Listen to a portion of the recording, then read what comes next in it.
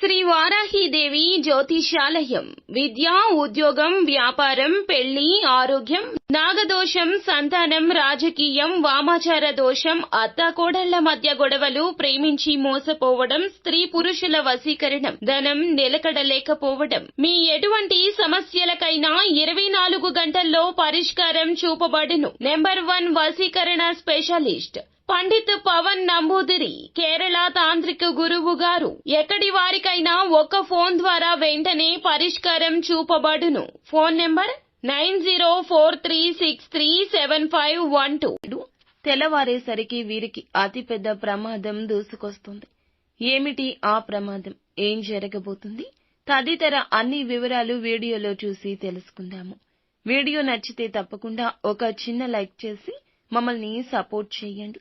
ఇక ఆలస్యం లేకుండా వీడియోలోకి వచ్చేద్దాము. ఈ రోజు సర్వసాధారణమైన ఫలితాలు మాత్రమే పొందుతారు. ముఖ్యంగా గ్రహాల యొక్క సంచారం ప్రకారం గురుబలం బాగా తగ్గిపోయిన కారణం చేత అన్ని విధాలుగా జాగ్రత్తలు పాటించాల్సిన అవసరం ఉంది. ఇక ఈ సమయంలో అయిన వారు ఎవరు, కాని వారు ఎవరో తెలుసుకోవడంలో విఫలం అవుతారు. ఇదొక్కటే కాదు, మీరు తెలుసుకోవాల్సిన అంశాలు చాలానే ఉన్నాయి.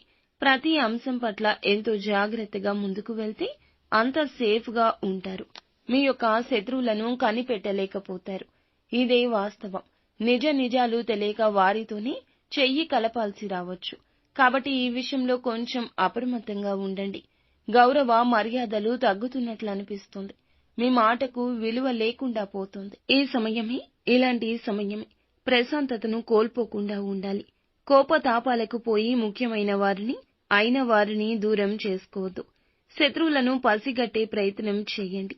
మరొక ముఖ్య విషయం చెప్పాలి. ఏమిటంటే కొన్ని సమయాల్లో కీలకమైన నిర్ణయాలు తీసుకోవాల్సి వచ్చినప్పుడు చురుకుగా వీరు పని చేయలేకపోవచ్చు. కొత్త అంశాల పట్ల చాకచక్యంగా వ్యవహరించలేకపోతారు. అప్పుడే కుటుంబం వీరికి మద్దతు ఇస్తుంది. జీవిత భాగస్వామి యొక్క సాయం ఎనలేనిదని చెప్పొచ్చు. దీని మూలంగా వివాదాల్లో చిక్కుకోవాల్సి వస్తుంది. అలాగే ఆశించిన లాభాలు అందుకోలేకపోతారు. ముఖ్యంగా వ్యాపారస్తులు ఈ రోజు మొత్తం కూడా జాగ్రత్తగా ఉండండి. తొందరపాటుతనాన్ని దరిదాపుల్లో కూడా రానివ్వద్దు. ఏ నిర్ణయం తీసుకోవాల్సి వచ్చినా 1కి 10 సార్లు ఆలోచించాకే ముందడుగు వేయండి. కోపావేశాలు ఈ రోజే కాదు, ఎప్పుడూ పనికిరావు. ఆలోచించి తీసుకునే నిర్ణయాలే ఉత్తమంగా ఉంటాయి. ఖర్చులు ఈ రోజు ఎక్కువ ఉంటాయి. ఇవన్నీ కూడా ఉపయోగపడే ఖర్చులే.